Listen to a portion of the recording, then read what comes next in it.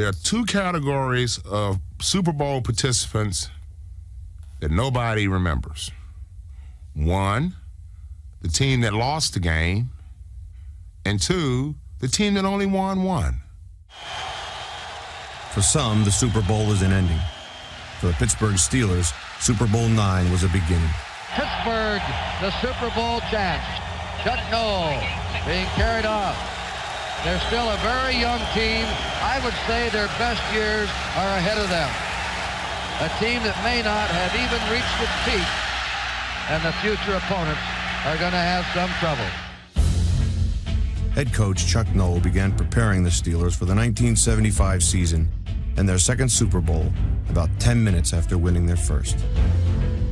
I think we're going to enjoy it for just a short time and then get on to next year. And then be ready for next season. All ready? That's right. It comes around fast. Chuck, Noll addressed the team, but he left the hanging message. You can do better, and we can be better, and let's work, okay, for next year's championship. I was kind of stunned because it was something you would typically maybe expect a day or two later or next summer. But Chuck was never a person to let a moment go by. He considered that Super Bowl nothing more than a road sign. Okay, we've gotten this far, but we want to keep on going. Nearly every player on the Pittsburgh roster had been drafted and developed under Noll. So it was little surprise that the players, like their coach, would not be satisfied with merely one ring. Just ask Lynn Swann if he remembers how many passes he caught in that first Super Bowl. I do. The same number that were thrown to me. 0. I was dying to get Terry to throw me a pass, a play-action pass. I think it would have gone for a touchdown. But I couldn't get him to throw me that one play-action pass, and so I went the entire game without one pass being thrown to me. But we won, and that was the most important thing.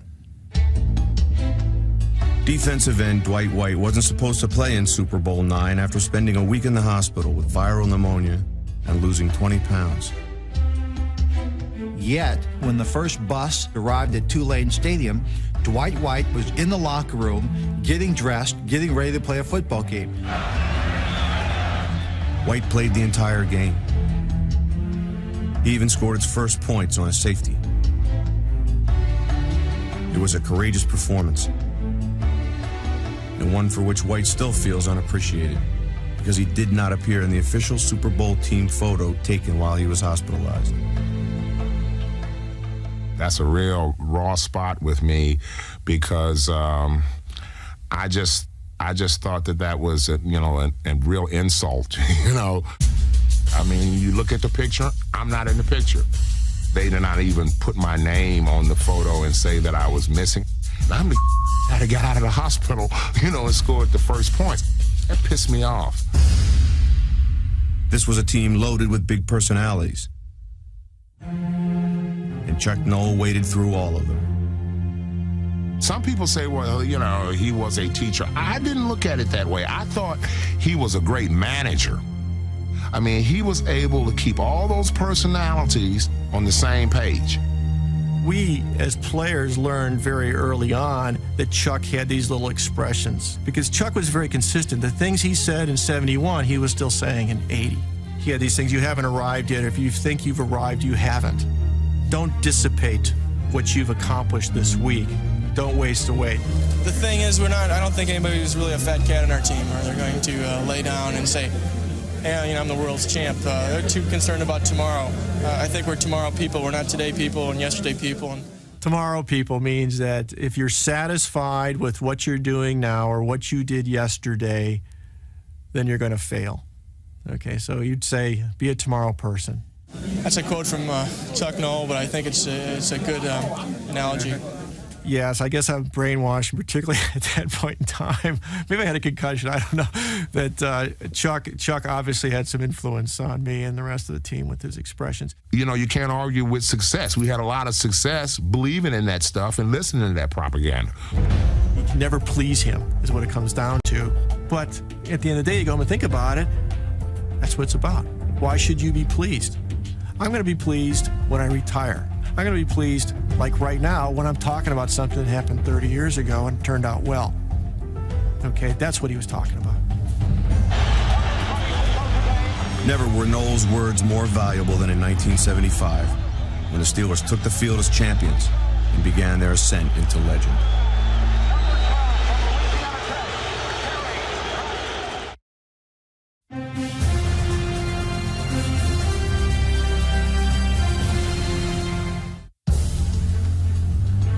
For the first time in their 4-decade history, the Pittsburgh Steelers were the NFL's defending champions as the 1975 season began. There was a realization on that team that all the things that Chuck, the Rooneys, had built had come to fruition. We were a championship team, and we had the core of that right there. We didn't have to prove it. We'd already done it. And now we could just go out and relax and just be. We knew the team could run, we could pass, we could stop a team. We just knew we could put it together. And we went out there and proved it each week. That second year was more fun because of that confidence. After crushing San Diego in the opener, the Steelers returned home to face the Buffalo Bills and O.J. Simpson. Chuck had told us that we did not play a very good game against San Diego, yet we dominated. And I think our team kind of nodded, yeah, coach, right? We hear that all the time. We know we're good, and we're going to go out and we're going to show you again in week 2 that we're good. Well, guess what? O.J. had a different idea. O.J. rushed for 227 yards, the most the Steelers' defense had ever allowed. Well, this happens. They beat us soundly in that ball game. It taught us a lesson early on. There was a bullseye on our back. Every team was going to play us a little bit tougher, and it was a matter of pride.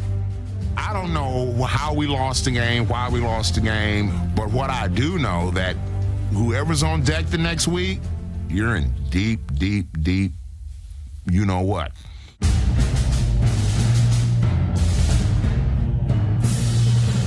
Steelers might have been wearing the bullseye, but usually they were the team taking target practice. You're going to have a bad day today. Now, you can take this ass whipping any way you want to take it, but you're going to take it. After the loss to Buffalo, they won their next 3 games by a total of 78 points.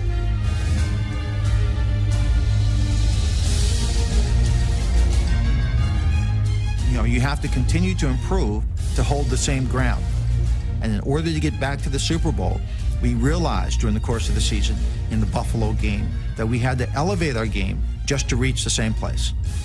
Elevation was always the name of the game for Lynn Swann.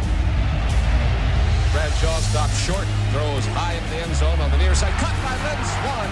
Swann has made another sensational catch. In 1974, his rookie year, Swann caught 11 passes. In 75, he scored 11 touchdowns.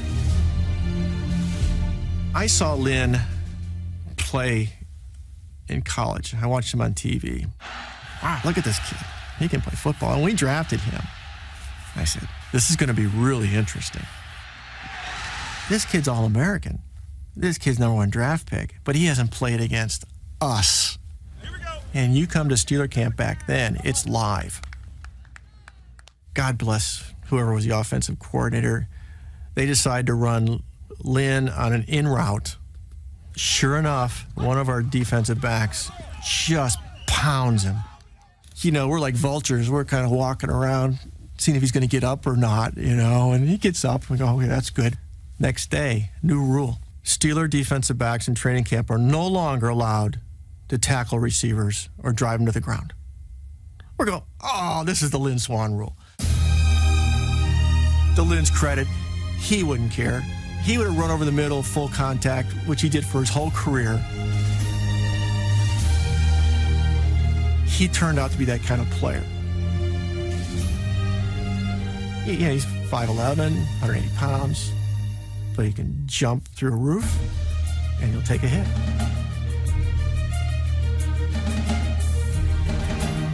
The public doesn't realize that. They think, oh, how graceful he is. He's a Swan. You look at his name.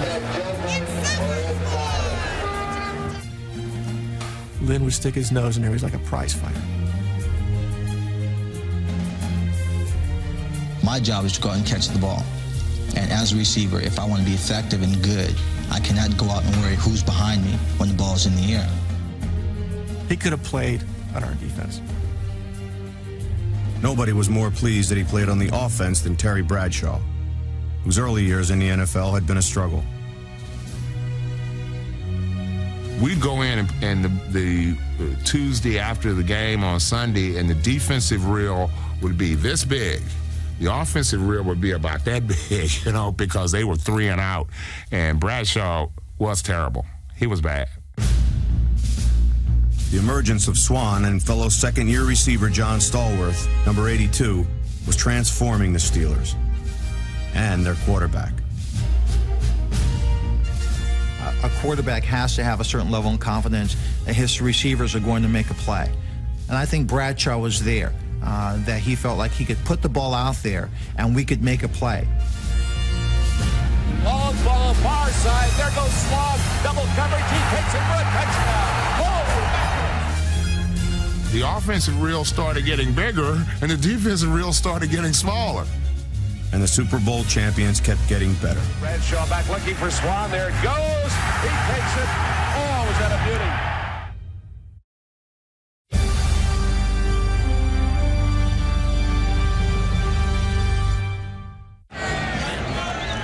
1975 was the first time in the Super Bowl era that 3 teams from the same division won at least 10 games.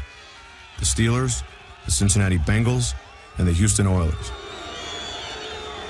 The most pivotal stretch of the regular season came in weeks 7 and 8, when the Steelers faced both of their division rivals. First up were the undefeated Bengals. And Cincinnati was emerging as a pretty formidable opponent. They hadn't been real good, but they had this guy, Kenny Anderson. Kenny Anderson and the Bengals offense posed a unique challenge. He was one of these guys that if you could ever get a bead on him, you could get to him. But it was the 1-2 drop, boom, and he just dinked us all the time. We could never get to this guy. Yeah, I think some guy named Walsh had something to do with that. Eventually, assistant coach Bill Walsh left Paul Brown's Bengals and took his little offense to the West Coast. In the meantime, it was the Steelers' offense that shined. 2 Lynn Swan touchdowns helped the Steelers open a 20-point lead. 2 Mike Wagner interceptions held off a fourth-quarter comeback. Oh, there he's firing. And it's picked off by Mike Wagner inside the 20, out over the 25, the 30, the 35, the 40. Wagner picks it off, and Wagner could well have saved the day. One first-place showdown led to another. A week later, the 6-1 Steelers hosted the 6-1 Oilers.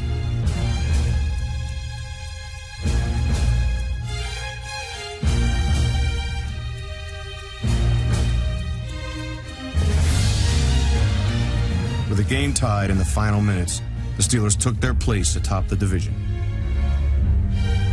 Bradshaw looking for the end zone, and there he is, wide open on the far side. Johnny Stallworth takes it for the touchdown.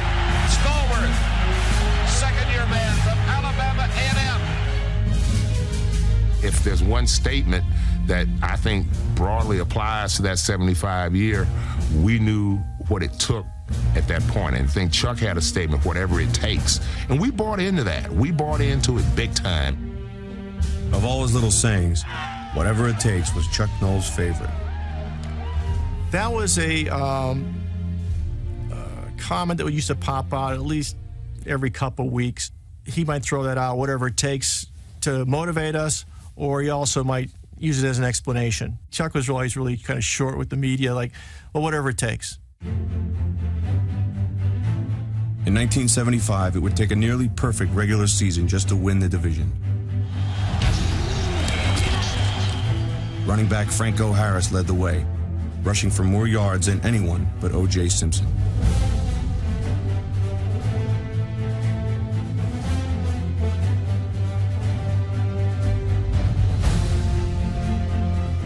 The Steelers scored more points, gave up fewer and won more games than they did in '74, their first Super Bowl season.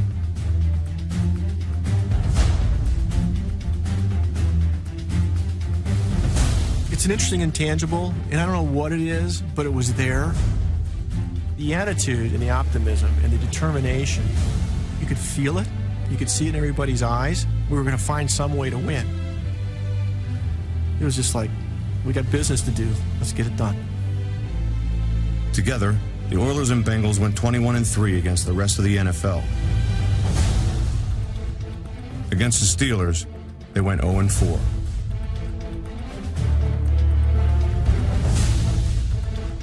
Pittsburgh dominated both rematches.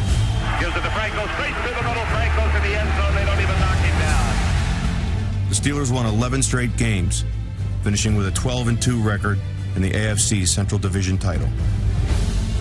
And the give is to Mooney. He was nailed. He's fumbled the football and is loose. Melblood scoops it up. He doesn't hold it. Now it's picked up. Down the floor. Lambert goes with it. Rattles the ball off. The ball is being carried for a touchdown by JT Truman. You look at that era, you look at Cincinnati and Houston, and I sometimes think it's really a shame that they hadn't won a championship, but we were in their way.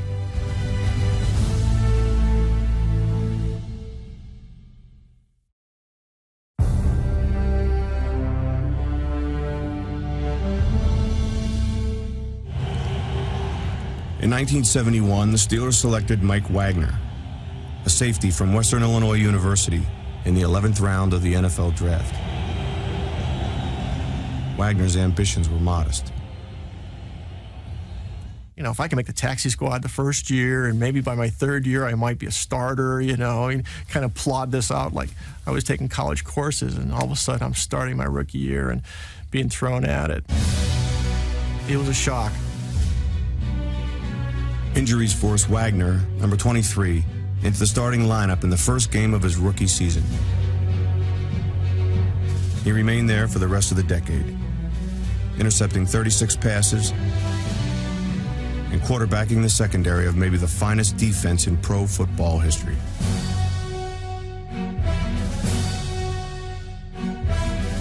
No one had a better view of the great steel curtain than Mike Wagner. There's two definitions of steel curtain. First of all, you need to clarify. I think the front four would say we are the steel curtain. The steel curtain is LC, Joe Green, Ernie Holmes, and yours truly. And that's something that it's in the book. You can't change it. You can't deny it. That's what it was. Other defensive lines had gotten acclaim, such as the Purple People Eaters. But there was something that was very unique and obviously unique about us, in that we were 4 black players. Coming out of the late 60s and the movements and the sociology in the country, that was something that was important, and we took a lot of pride in. That here are 4 black cats that are on the cover of Time magazine. So we were very much aware of what we had going. And we were very proud of that. The defensive line was the most unique line in that none of the players were similar, but they played so well as a unit. You had this tall, rangy defensive end, L.C. Greenwood, who was about 6'6", 6'7", and people couldn't block him. Joe Green was magical. He could have played defensive back. And while Joe was obviously going to be a Hall of Famer, one guy that was as good, I thought, was Ernie Holmes. This guy was like closest thing to a John Deere tractor I've ever seen in my life. I mean, he just actually was unstoppable. Here was a football player that I think brought fear in other players, because he had a look to him that was really, really scary. And I think he really wanted to beat people to death sometimes, okay, within the rules of the game. Ernie Holmes wasn't even the nasty one. That would be Dwight White. I think you certainly look to his nickname, and it tells the whole story. His nickname was Mad Dog. Dwight was the consummate player who says, I'm going to go 100%, 1,000 miles an hour, every play. I'm going to make life miserable for everybody in my way. I'm going to hit it hard. hard, and you just make sure you get outside, because I'm hitting it like a brick. It was my idea to just keep coming. Just constant pressure. If I'm going to keep pounding on you. I guess I played with a little anger, too. Hey, go for you, done you big load. I'm a bush leaguer. I personalized the game. He was always, something was stimulating him to be outspoken. Sack pack is a sacker, you know what? And it made him play harder. We had a few players like that on that team. No player was more outspoken than the team's second-round pick in the '74 draft, Jack Lambert. Lambert's difficult, period, with anybody. I can't tell you that Jack and I are the best of friends. I remember he came in the locker room. It was towards the end of our rookie season. And Jack just stopped for a moment. And he looked over and he goes, "Hey, Swan." I look up and I go, "Yeah, Jack, what's up?" He goes, "You should have been number 2. I should have been number 1. And he just walked away. He was a type of player that had to challenge himself, his teammates, his opponents at all time to make him play better. And that's what made him who he is. That is who he is. Lambert was just 1/3 of a linebacking core every bit as good as the foursome in front of it. In '75, all three started in the Pro Bowl. Lambert, Andy Russell, number 34, and Jack Ham, number 59.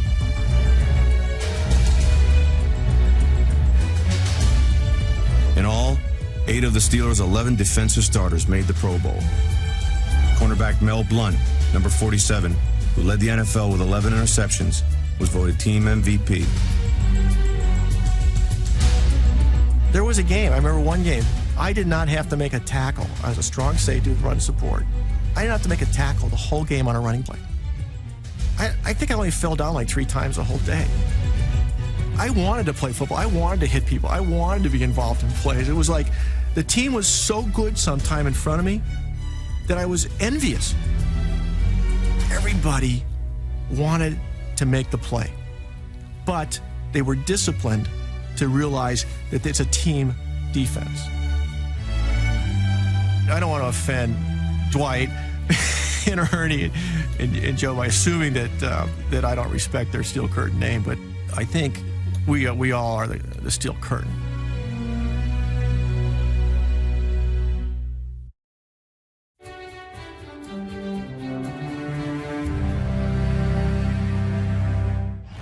Hello again, everyone, on a cool, crisp December day at the AFC semifinal game between the defending world champion Pittsburgh Steelers and the Eastern Division champion Baltimore Colts.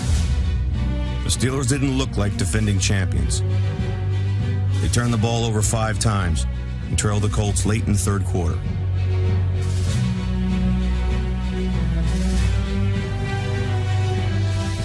It was really kind of an interesting phenomenon. I felt that we could be in close games, but sure enough, someone would make big plays in the fourth quarter. And it is intercepted, picked off at the 25. Here comes Mel Blount. So the outcome would end up in our favor.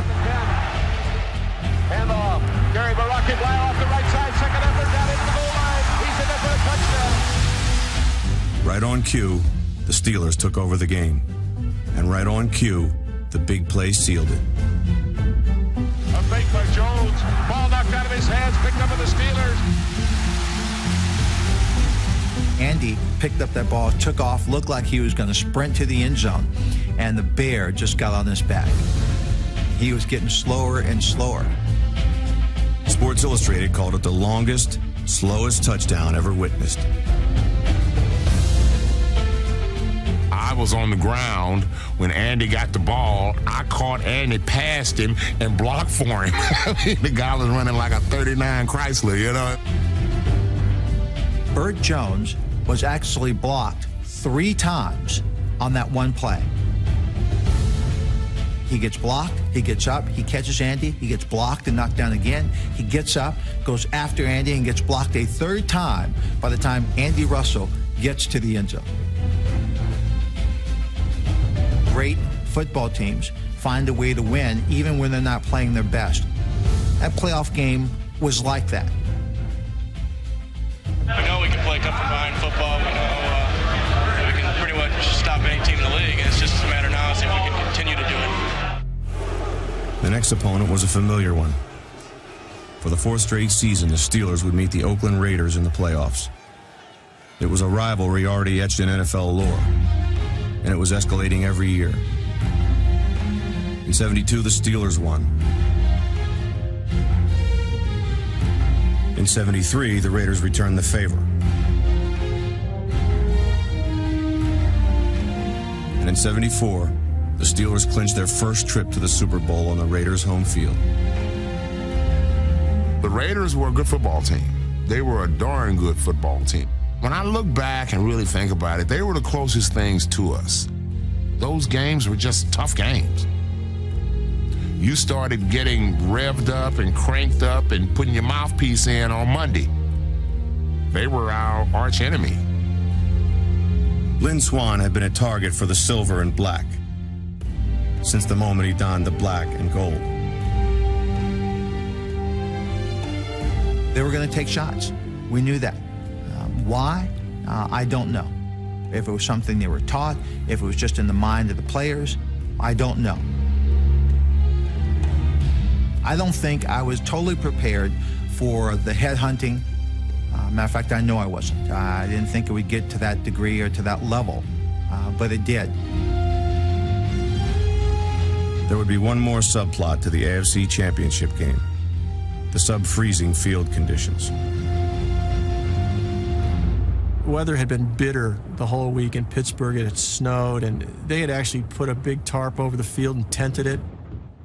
And I guess the night before it split or something, and because it split, all this moisture from the heaters they had underneath it had run to the side, and it became an ice skating rink. Most of the ice was near the sidelines, and the ever-skeptical Raiders have always felt that the Steelers, intentionally or not, created an unfair home field advantage. Our game was the throwing, the deep ball. Mel Blount, if there's one play he dreaded, it was Clifford Branch. So with that ice, we had to move those receivers in, and that narrowed the field for us. I'll never forget Pete Rozelle said to me, well, it's the same for both sides. I said, damn it, Pete, you don't even understand what you're talking about. It's not the same for both sides. I don't even want to hear it. That's excuses. Pretty tough. Huh? Pretty tough. Yeah. It's hard to keep your foot in this stuff. They threw a lot of chemicals on the field. It was about 10 degrees. The wind was blowing about 30 miles an hour. To me, that game had as much drama as a Super Bowl. It is one of my favorite games that I was ever involved in.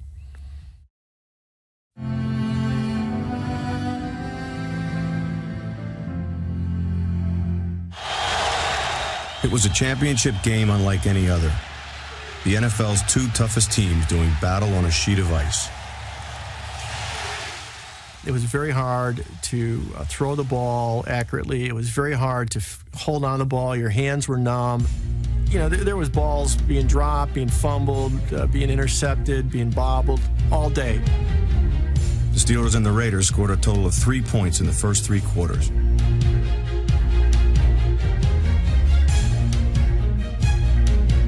As predicted, Oakland's outside passing game was rendered useless. But the futility was everywhere.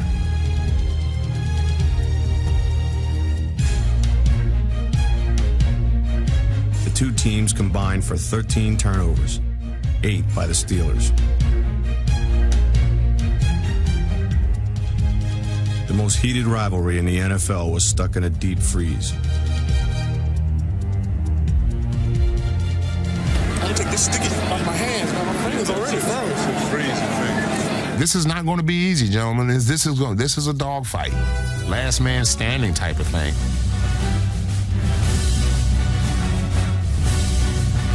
The rivalry had escalated for 4 years. Now it was escalating on every play. Came across the middle for a pass. I caught the pass. Atkinson, instead of just a tackle, collared me around the head, which was legal at that time.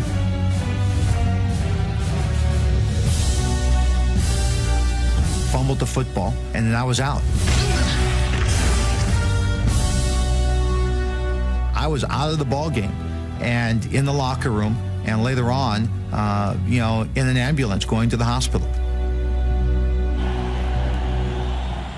I have a picture at home where Joe Green, with his pinched nerve, gets off the bench, picked me up, and was carrying me off the field. His bad shoulder couldn't handle the weight. One leg was dangling, but he carried me off the field, and I've got that picture of Joe. I gave him a copy of the picture and signed it and said, Joe, thank you for coming out and picking me up. And Joe just looked at me and said, Swanee, that's fine, but, I just want you to understand, I didn't want the team to waste a timeout to get you off the field.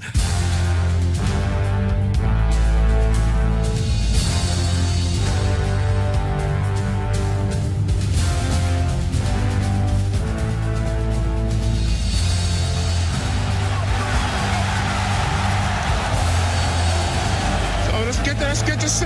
At the 25 with the snowflakes falling again. Bradshaw to Harris. Can't find the hole inside. Goes outside to the left. Breaks a tackle. He's to the 20 down the sideline. He's going to go for a Pittsburgh touchdown. Franco Harris. He gallops 25 yards into the end zone for a Pittsburgh touchdown. The first TD of the afternoon. Franco bounced a run outside, and it looked like the Raiders were going to bottle it up, and somehow Johnny Stallworth, I think he laid 1 or 2 Raiders out. Yeah, Franco scored the touchdown, but it was all because of Johnny Stallworth's effort. John did a great block. Coley? No, Stallworth. Oh, did he? Stallworth also made a great catch. Bradshaw is back to pass. They're coming after him. Gets away, and now he throws to the end zone. Look out! It is caught. The defensive back goes down on the turf. What about that? The catch by Johnny Stallworth. The defensive back covering on the play slipped and fell. With less than a minute to play, the Raiders drew to within 6. Nobody ever went to bed on a Raider game, okay? At least not in Pittsburgh. It's never in the bag with the Raiders. On the final play, Kenny Stabler looked for Cliff Branch down the icy sideline. And Mel tackled him. And I think I was sitting on my butt just going, oh, thank God, thank God. And it was over.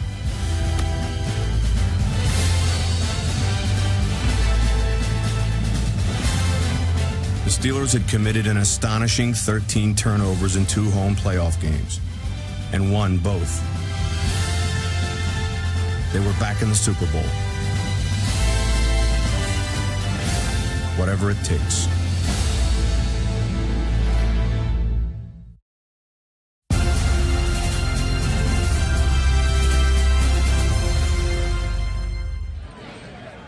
For the first time, the Super Bowl matched 2 teams that had already won Lombardi trophies.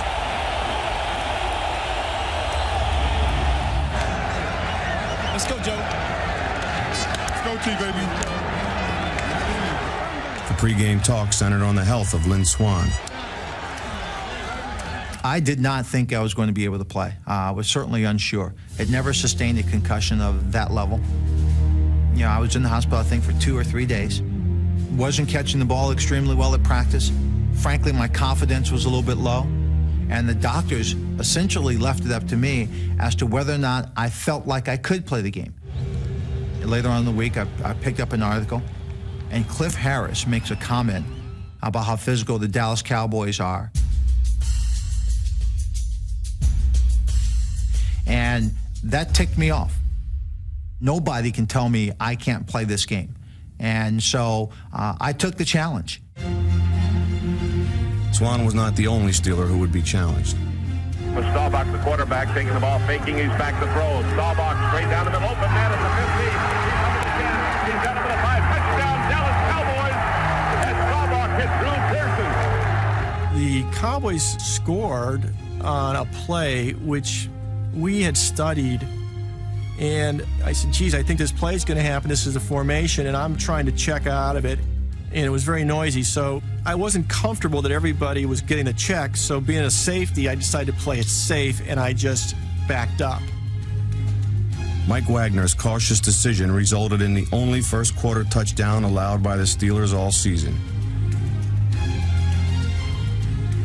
And as I went to the sidelines, I just said, oh, shoot.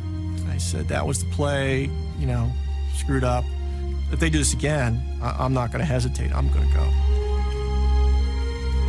The most important thing to me when I stepped onto the field was to make the first catch.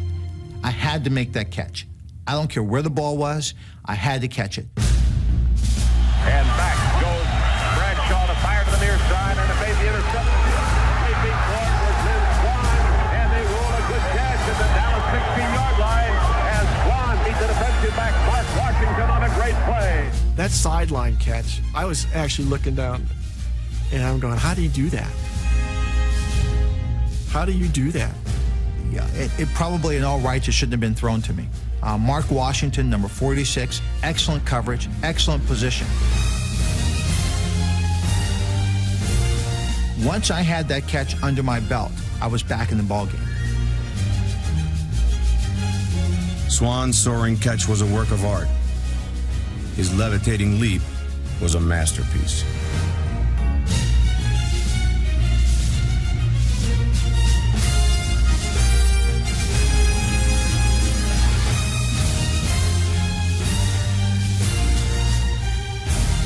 You plan for some things and other things you don't plan for. Mark Washington had great coverage throughout the entire afternoon, but I found a way to make the catches and found a way to make the plays. And we needed it. At the end of the day, we needed him to play that kind of game because the Cowboys were that good. We didn't play them very often, and they ran a different type of offense than we were customary to. The Cowboys run a lot of motion and set changes. Y'all, that's smoke and mirrors, okay? There's a rule that 1 second before the ball is snapped, everybody's got to be in place. So you can run around, do all the stuff you want to do. You can run him up in the stands, you can go get a Gatorade, but we know where you're going to end up, and we're going to be looking right at you. The Steelers had never seen an offense quite like the Cowboys. But the Cowboys had never seen a defense like the Steel Curtain.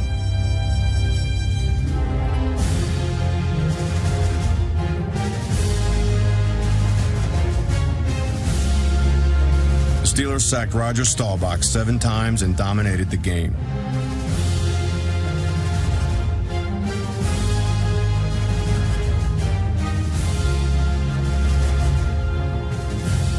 No one left a deeper impression on Dallas than Jack Lambert. Trailing 10-7 in the third quarter, the Steelers missed a field goal. When Cowboys safety Cliff Harris taunted kicker Roy Girella, Lambert responded.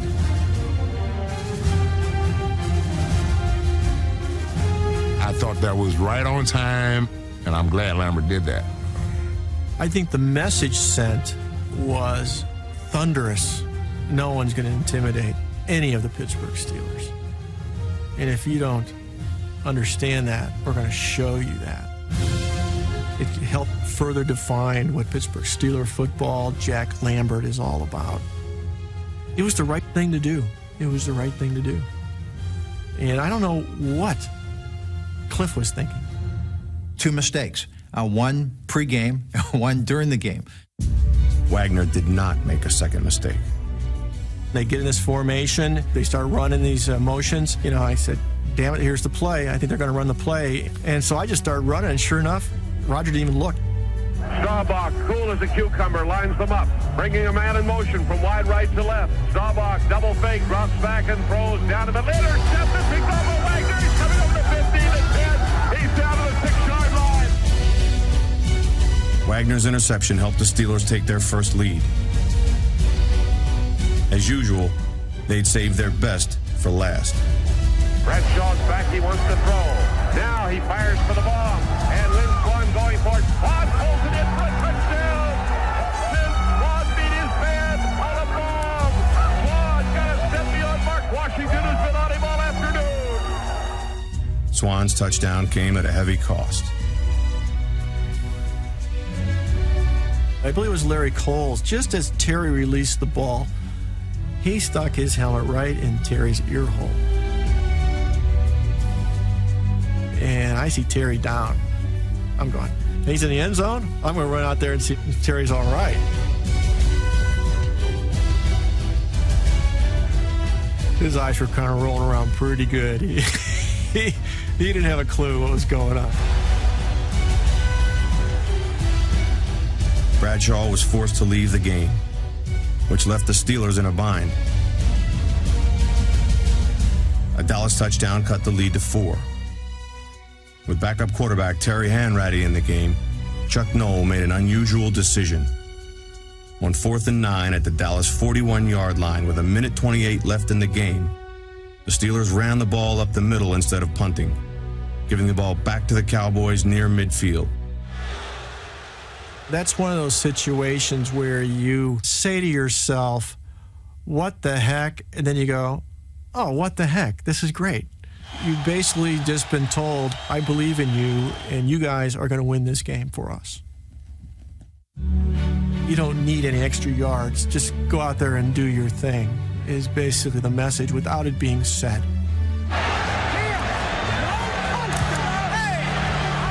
With 3 seconds left, the Cowboys had one last chance. And he threw a ball down about the goal line, and it's in my direction.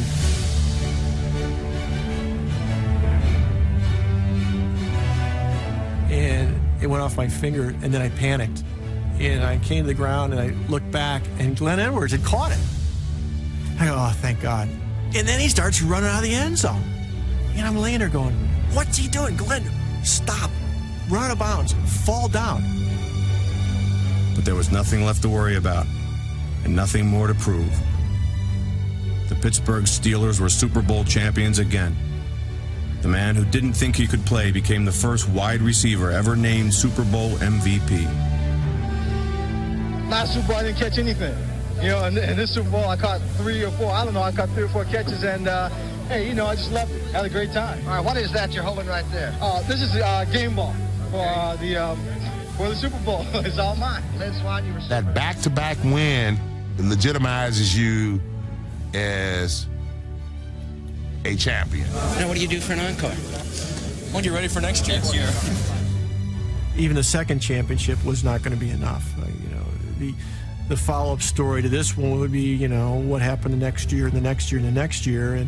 And this is probably what Coach Noll wanted, is the players, they realized that if you're a tomorrow person, you don't know what tomorrow's going to bring, but it could bring some good things if you work hard to make tomorrow better. Tomorrow brought 2 more Super Bowl victories for Chuck Noll's Steelers. The only team in history to win 4 Super Bowls in 6 seasons.